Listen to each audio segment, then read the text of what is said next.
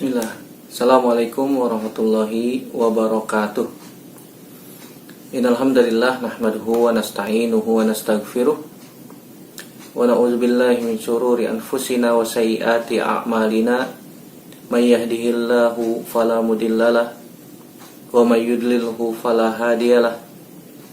Asyhadu an la ilaha illallah wahdahu la syarikalah wa asyhadu anna Muhammadan abduhu wa rasuluhu la nabiyya ba'dah. Amma ba'du fa inna asdaqal hadits kitabullah wa khairal hadi hadi Muhammadin sallallahu alaihi wa ala alihi wasallam. Wa syarrul umuri muhdatsatuha wa kullu muhdatsatin bid'ah wa kullu bid'atin dhalalah wa kullu dhalalatin finnar. Anak-anakku sekalian yang semoga dirahmati oleh Allah Subhanahu wa taala, kita bersyukur pada Allah Subhanahu wa taala berjumpa kembali, dipertemukan oleh Allah Subhanahu wa taala dalam media ini untuk melanjutkan pelajaran kita dari Ad-Durus Al-Yaumiyah. Kita masuk pelajaran yang ke-7. Fadlu siyamit tatawwu', keutamaan puasa sunnah. Keutamaan puasa sunnah. Anak-anak sekalian, kita ketahui bahwasanya puasa merupakan ibadah yang agung, yang Allah Subhanahu wa taala khususkan pahalanya. Allah Subhanahu wa taala sendiri yang akan memberikan langsung kepada seorang hamba. Dan kita juga tahu bahwasanya puasa merupakan wikoyah, benteng, tameng dari maksiat dan dari api neraka. Dan puasa juga merupakan sebab seorang hamba dijauhkan dari api neraka pada hari kiamat. Oleh karena itu, seorang mukmin, seorang muslim hendaknya membiasakan diri untuk berpuasa. Di antara puasa-puasa yang bisa kita lakukan adalah puasa sunnah.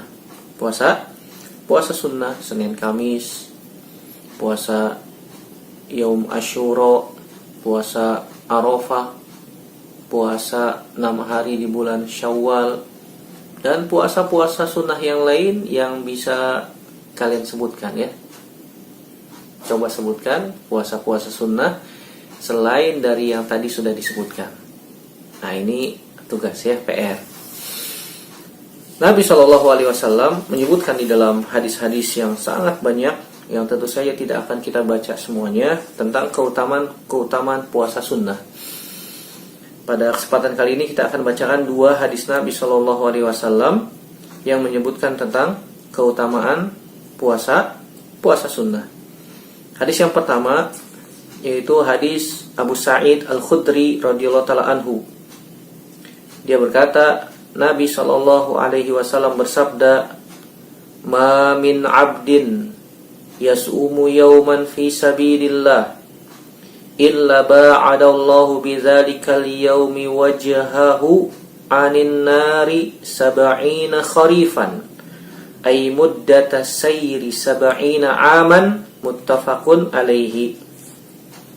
Dari sahabat Abu Sa'id Al-Khudri, semoga Allah Subhanahu wa taala meridhoinya, dia berkata, Nabi SAW bersabda, "Ma min 'abdin, tidaklah seorang hamba, yasumu yauman, berpuasa 1 hari, fi sabilillah, pada jalan Allah Subhanahu wa taala." Fi sabilillah ini dijelaskan oleh Al-Imam Al-Hafidh Ibnu Hajar Al-Asqalani. Maksudnya adalah, yang pertama adalah jihad. Jihad, ada yang mengatakan qila ta'atullah, ada yang mengatakan dalam rangka ketaatan kepada Allah Subhanahu wa taala. Tidaklah seorang hamba berpuasa pada 1 hari di jalan Allah, ketika sedang berjihad di jalan Allah, dengan niat berjihad di jalan Allah, dengan niat melakukan ketaatan kepada Allah Subhanahu wa taala, illa ba'adallahu bizalikal yaumi, kecuali ba'ada yuba'idu, artinya dijauhkan sama Allah Subhanahu wa taala. Dengan sebab dia puasa pada hari itu, wajhahu, wajahnya akan dijauhkan oleh Allah Subhanahu wa taala.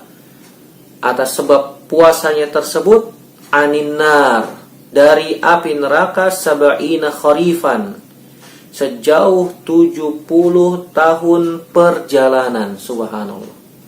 Hadis ini diriwayatkan oleh Imam Bukhari dan juga diriwayatkan oleh Imam Muslim. Kata Nabi SAW, "Ma min abdin yasumu yauman." Tidaklah seorang hamba berpuasa pada satu hari di jalan Allah Subhanahu wa taala. Puasa apa, Ustaz? Puasa apa saja? Puasa sunnah. Nah, ini kita sedang berbicara tentang keutamaan puasa sunnah, apalagi puasa wajib. Puasa wajib tentu saja keutamanya lebih besar. Tidaklah seorang hamba berpuasa satu hari di jalan Allah illa, kecuali. Nah, ini keutamaan ketika kita berpuasa. Kecuali Allah Subhanahu wa taala akan menjauhkan wajhahu dari api neraka sejauh 70 tahun perjalanan. Tentu saja yang bukan dijauhkan hanya wajah saja, bukan, tapi seluruh tubuhnya. Nabi SAW memberikan wajah sebagai perwakilan dari tubuh. Kalau wajahnya saja dijauhkan dari api neraka, apalagi tubuhnya. Kenapa? Karena wajah merupakan anggota tubuh paling mulia yang dimiliki oleh seorang hamba, yang dimiliki oleh seorang manusia. Nah, Allah Subhanahu wa taala terkadang di dalam Al-Qur'an disebutkan juga di dalam hadis-hadis Nabi SAW oleh Nabi SAW, Allah Subhanahu wa taala menghinakan seseorang dengan menyeret wajahnya di api neraka, kemudian dilemparkan ke dalam api neraka. Sebagai bentuk apa? Sebagai bentuk penghinaan. Kenapa? Karena wajah merupakan bagian yang mulia yang dimiliki oleh manusia. Begitu juga Nabi SAW menyebutkan, barang siapa yang suka minta-minta padahal dia tidak fakir, padahal dia tidak miskin, tetapi minta-minta, pekerjaannya sudah minta-minta di dunia, nanti pada hari kiamat, kata Nabi SAW, Allah akan bangkitkan dia, wajahnya laisa fi wajhihi muz'atul lahmin, tidak ada di wajahnya daging, artinya wajahnya dalam keadaan tengkorak saja. Allah akan bangkitkan dia, wajahnya tanpa daging, artinya tengkorak. Allah Subhanahu wa taala ingin menghinakan dia di akhirat. Kenapa? Karena dulu di dunia dia menghinakan diri dengan apa? Minta-minta. Menjadikan minta-minta sebagai apa? Profesi, sebagai pekerjaan dia di dunia. Nah, Allah Subhanahu wa taala akan menghinakan dia pada hari kiamat dengan cara membangkitkan dia dalam keadaan wajahnya tanpa daging. Nah, ini bentuk penghinaan Allah Subhanahu wa taala pada seorang hamba, wajahnya diseret di api neraka, wajahnya dibangkitkan dalam keadaan tanpa daging. Nah, di sini keutamaan puasa sunnah dan puasa-puasa yang lain. Kata Nabi SAW, orang yang suka puasa tuh, seorang hamba yang suka puasa sunnah, puasa Senin Kamis, puasa Ayyamul Bid, puasa 3 hari di setiap bulan, tanggal 13, 14, 15 pada bulan Hijriyah ya. Pada bulan Hijriyah, bukan bulan Masehi. Bulan Hijriyah ada 12. Muharram, Safar, Rabiul Awal, Rabiul Akhir, Jumadil Awal, Jumadil Akhir, Rajab, Sya'ban, Ramadan, Zulqa'dah, Zulhijjah. Itu bulan-bulan Hijriyah. Jadi tanggalan 13, 14, 15 itu pada tanggalan Hijriyah, bukan tanggalan Masehi, bukan tanggalan Januari, Februari, Maret, April, bukan. Jadi puasa Ayyamul Bid itu pada tanggal 13, 14, 15 Hijriyah setiap bulannya, bukan bulan Masehi. Nah, kalau kita puasa senantiasa puasa sunnah, puasa Senin Kamis, puasa Ayyamul Bid, maka dan puasa sunnah yang lain, maka Allah Subhanahu wa taala akan menjauhkan wajah kita dari api neraka. Tentu saja seluruh tubuh kita juga akan dijauhkan oleh Allah Subhanahu wa taala dari api neraka. Ini keutamaan yang sangat besar yang Allah berikan kepada orang-orang yang suka berpuasa. Kemudian hadis yang kedua hadis Abu Hurairah radhiyallahu taala anhu. Siapa namanya? Ini sering kita ulang ya. Sering kita ulang. Abu Hurairah namanya siapa? Abdurrahman bin Sakhr Ad-Dawsi Al-Yamani. Jangan lupa ya, dicatat. Namanya Abdurrahman bin Sakhr Ad-Dawsi Al-Yamani. Nama asli Abu Hurairah. Karena kita sering bawakan nama Abu Hurairah, ya paling tidak kita tahu namanya. Nama aslinya adalah Abdurrahman bin Sakhr Ad-Dawsi Al-Yamani. Ada yang mengatakan namanya Abdus Syams. Ada yang mengatakan namanya Abdullah. Allahu a'lam bishawab, disebutkan oleh Al-Imam Ibnu Hajar. Yang lebih rajih adalah Abdurrahman bin Sakhr Ad-Dawsi Al-Yamani radhiyallahu ta'ala anhu, semoga Allah meridhoinya. Dia berkata, Nabi SAW bersabda, qala Allahu azza wa jal, Allah subhanahu wa ta'ala berfirman. Ini namanya hadis apa? Kalau disebutkan qala Rasulullah sallallahu alaihi wasallam, qala Allahu azza wa jal, atau qala Rasulullah sallallahu alaihi wasallam fima yarwihi an rabbih. Nabi SAW bersabda, Allah subhanahu wa ta'ala berfirman. Nabi SAW bersabda dari apa yang diriwayatkan dari Robnya. Ini namanya hadis apa? Hadis Qudsi. Ada juga yang mengatakan hadis Rabbani. Ada juga yang mengatakan hadis ilahi. Ada 3 istilah ya. Di antaranya yang paling terkenal adalah hadis Qudsi. Nabi SAW meriwayatkan dari Allah langsung secara makna. Adapun lafaznya dari Nabi Sallallahu Alaihi Wasallam. Apa nama lainnya? Hadis Qudsi, hadis Rabbani, atau hadis ilahi. Yang Nabi SAW riwayatkan dari Allah Subhanahu Wa Taala langsung secara makna. Adapun lafaznya dari Nabi Sallallahu Alaihi Wasallam. Oleh karena itu hadis Qudsi juga ada yang sahih, ada yang hasan, ada yang dhaif, ada yang maudhu. Kenapa? Karena secara makna dari Allah Subhanahu wa taala, lafaznya dari Nabi Sallallahu alaihi wasallam. Berbeda dengan Al-Qur'an. Kalau Al-Qur'an itu Nabi SAW meriwayatkan dari Allah Subhanahu wa taala melalui malaikat Jibril, kemudian disampaikan kepada Nabi Muhammad Sallallahu alaihi wasallam secara makna dan secara lafaz dari Allah Subhanahu wa taala. Oleh karena itu, lafaz Al-Qur'an dari huruf-hurufnya, kata per katanya, kalimat per kalimatnya, semuanya dari Allah Subhanahu wa taala. Semuanya dari Allah Subhanahu wa taala. Tidak bisa dirubah dan tidak boleh merubah Al-Qur'an. Satu huruf pun tidak boleh merubah Al-Qur'an. Al-Qur'an diriwayatkan oleh Nabi SAW dari Allah Subhanahu wa taala secara mutawatir. Membacanya diberikan pahala per huruf. Dan membaca Al-Qur'an disyariatkan di dalam sholat setelah membaca surat Al-Fatihah. Berbeda dengan hadis Qudsi. Hadis Qudsi ini maknanya dari Allah, lafaznya dari Nabi. Oleh karena itu di dalam sholat tidak boleh membaca hadis Qudsi. Kalau misalnya kita sholat setelah membaca surat Al-Fatihah, wal-dhalin amin, kemudian dia baca qala Allahu azza wa jal kullu amal ibni adam lahu illa shaum, maka sholatnya batal. Batal. Hadis Qudsi tidak boleh dibaca dalam sholat. Kenapa? Karena itu kalam Nabi.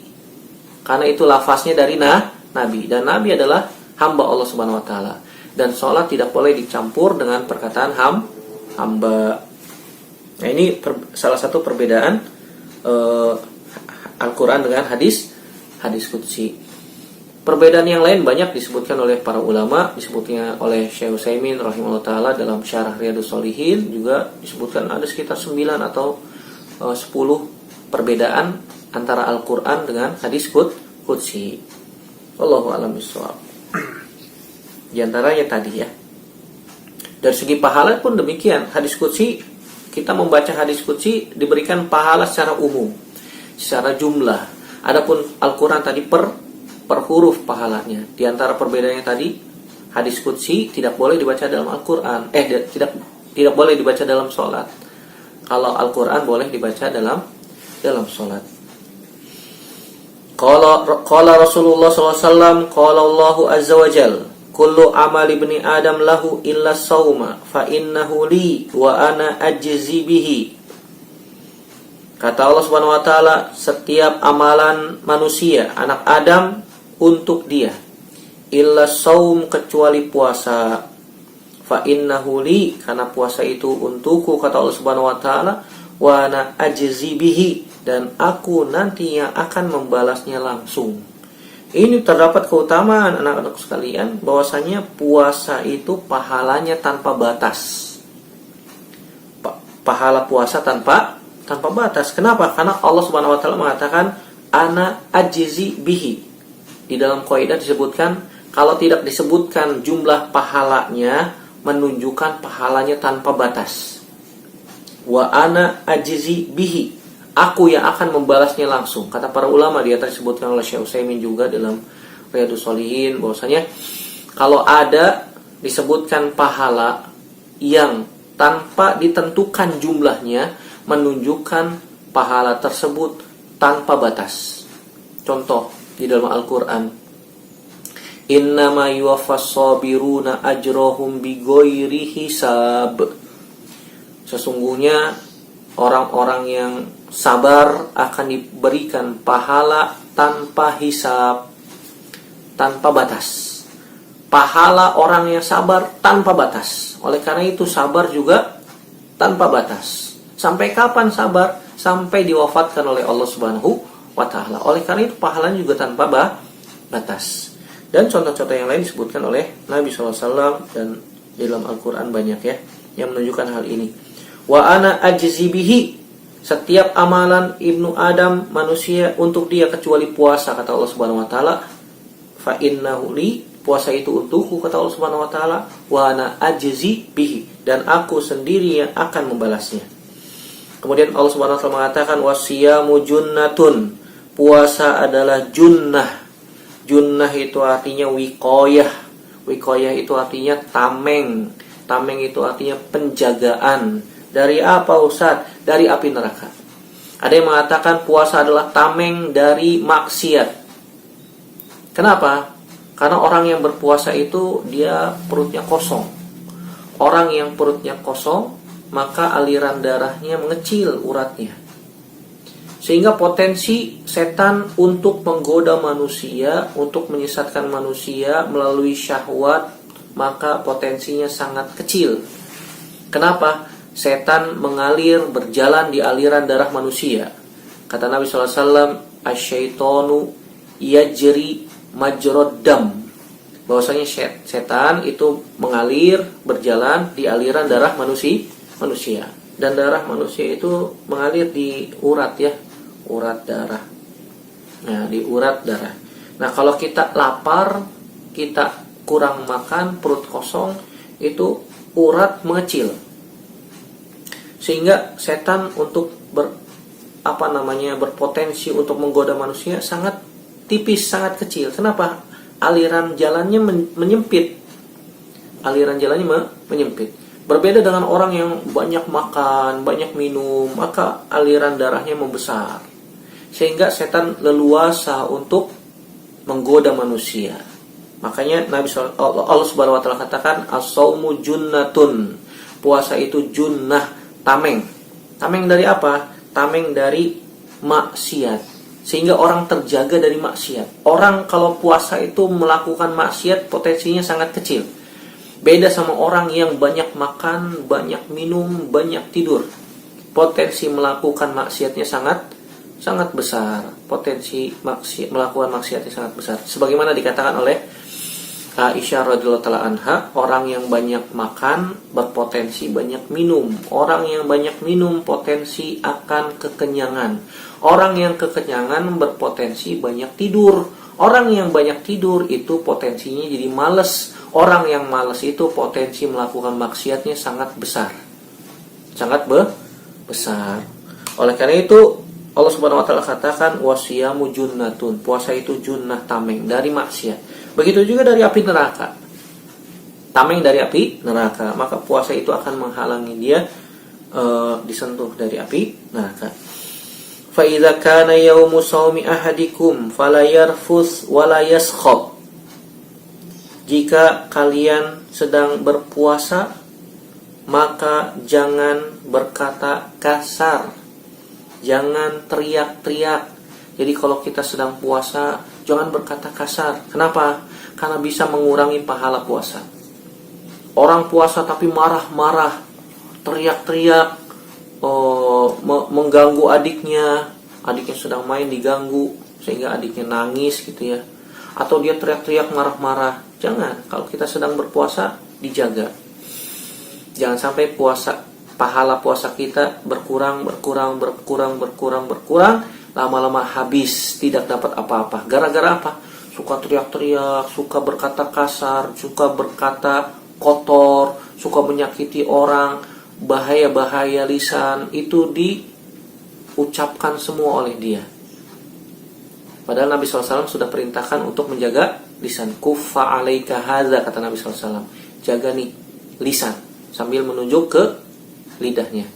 Dan ini sudah kita bahas pada pertemuan yang lalu tentang wajibnya menjaga lisan dan bahaya lisan. Fa in sabahu ahadun au qatalahu falyakul inni shaimun. Kalau ada orang yang mencela kita atau coba mengajak kita berkelahi, berantem istilahnya begitu ya, maka katakan inni shaim, saya sedang berpuasa. Saya sedang berpuasa. Wallazi nafsi biyadihi la khulufu famis shaim atyabu indallahi min rihil miski. Demi jiwaku yang berada di tangannya, bau mulut orang yang berpuasa itu lebih wangi di sisi Allah daripada minyak misik. Minyak misik itu minyak yang sangat wangi. Jadi sesuatu yang dibangun di atas ibadah dibangun di atas ibadah kepada Allah Subhanahu wa taala, maka menjadi baik. Walaupun di dunia baunya tidak enak, orang yang berpuasa itu bau mulutnya tidak sedap. Karena perut kosong sehingga uap naik sehingga bau mulut. Tetapi bau mulut yang di dunia tersebut tidak sedap, di sisi Allah Subhanahu wa taala di akhirat itu baik. Lebih wangi daripada minyak misik. Begitu juga orang yang sedang umroh, sedang haji, mereka pakai baju dua helai saja, itu bau badannya bau keringat, di bawah matahari panas-panasan dan seterusnya. Tapi di sisi Allah badan itu wangi. Orang yang berjihad di jalan Allah Subhanahu wa taala, darahnya berlumuran dan seterusnya, maka di sisi Allah darahnya itu lebih wangi. Lis-shaimi farhatan yafrahuhuma. Orang yang berpuasa akan mendapatkan dua kebahagiaan. Yang pertama, iza aftara fariha. Jika dia berbuka, dia bahagia. Nggak ada tuh orang yang berbuka puasa sedih, nggak ada. Senang, wah alhamdulillah sudah maghrib, sudah azan, makan. Bismillah. Kan begitu ya. Orang yang puasa ketika berbuka dia bahagia. Wa iza laqiya rabbahu fariha bisaumihi. Jika dia nanti bertemu dengan Rabbnya, dia akan bergembira dengan puasanya. Ini keutamaan-keutamaan yang sangat besar yang disebutkan oleh Nabi Shallallahu Alaihi Wasallam. Tinggal kalian rangkum apa saja keutamaan-keutamaannya yang tadi sudah kita sebutkan dari hadis Abu Sa'id Al-Khudri radhiyallahu taala anhu dan dari hadis Abu Hurairah radhiyallahu taala anhu. Bisa kalian catat faidah-faidah keutamaan-keutamaan puasa yang tadi sudah kita sebutkan. Semoga bermanfaat. Demikian perjumpaan kita hari ini. Yang benar datangnya dari Allah Subhanahu wa taala, yang salah dari diri saya sendiri, dan kita bertaubat kepada Allah Subhanahu wa taala. Aqulu qouli hadza astaghfirullah li wa lakum Subhanakallahumma wa bihamdika asyhadu an la ilaha illa anta astaghfiruka wa atubu ilaik. Wassalamualaikum warahmatullahi wabarakatuh.